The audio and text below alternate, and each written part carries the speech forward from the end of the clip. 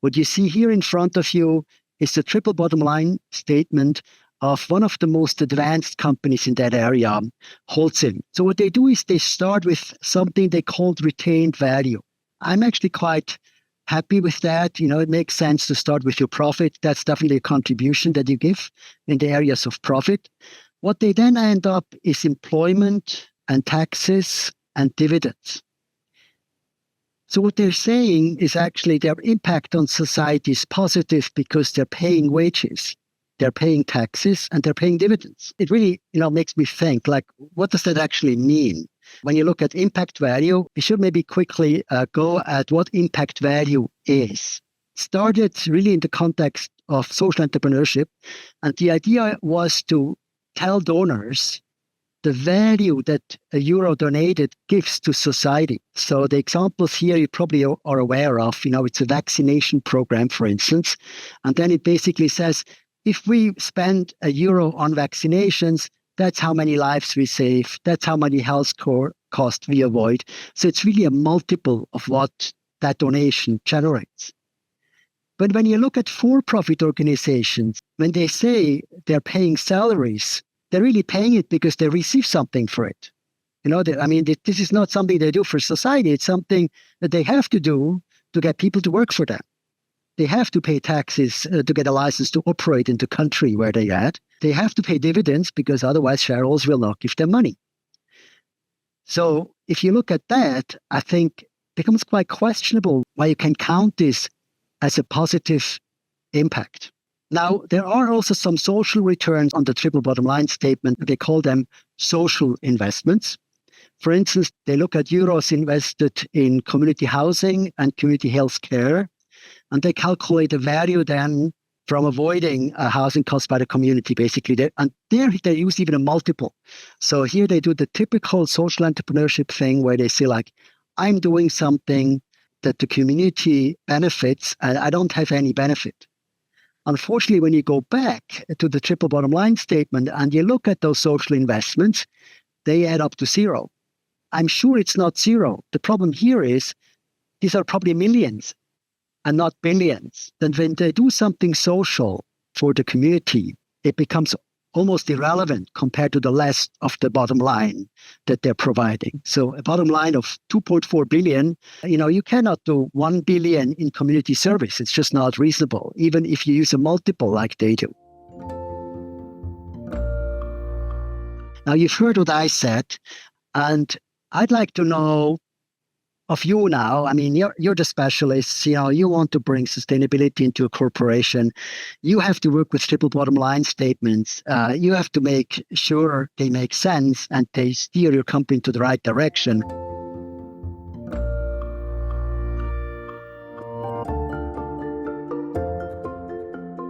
There's something that you learn now from yourself, not from me. Salaries and tax is kind of on the border of using that in the triple bottom line statement, but definitely not dividend payments.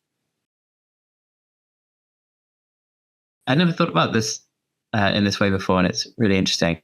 I answered no to all of them because I sort of think if you put them in, then like every single business is going to put them in. So therefore, isn't it meaningless? Because you need to use these statements to be able to compare businesses with each other. And if you say yes, then every business will put in these three categories of things, unless they're operating in an illegal manner.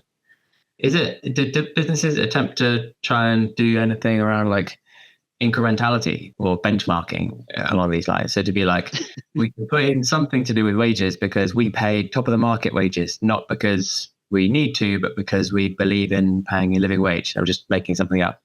Or we pay more tax than we should. I know they couldn't do that because they have a fiduciary responsibility to pay only the tax that they need to. But there's a concept of like benchmarking or incrementality where you can kind of say like, we're being a really good corporate citizen. We're doing the right thing and we're doing more than other businesses are doing in these areas. Therefore, we can count something.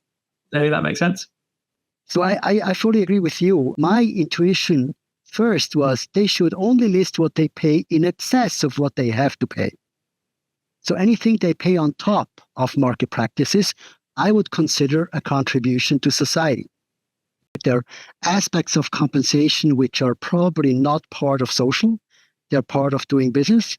and there are aspects of payment that are actually social. We have listed basically two problems. One is they're listing here as a social contribution what they have to do anyway, what they have to compensate anyway. They're not listing what they pay on top. And if they would list that, they would actually have a problem with their shareholders because they would say, why are you paying too much? I mean, so this is another big issue. There's a fiduciary duty with all the companies that are not B corporations to actually create shareholder value and not be a good citizen. I mean, you can do it as long as it creates long-term shareholder value, but you cannot just decide to pay more for something that you actually could get for less. So this is the first problem. And the second problem is the order of magnitude or a level problem, a size problem where, your true social engagements get dwarfed or like they're minuscule compared to the rest of your operation. Now let's come to another problem that you have here. When you look at the negative impacts, of course, in cement, it's CO2. There's no question about it. If you look at the big number here, and if you eliminate the numbers here, that we think are, partly compensation for something, economic returns, so they shouldn't be here, net contribution to society is pretty negative. I mean, this is another problem. If the triple bottom line is honest and you cannot list what you pay in terms of goods and services you purchase, but you have to list your environmental impact that you're not paying. In this case, they're not paying 8.3 billion that they should pay according to their estimation, then your triple bottom line will always look really bad.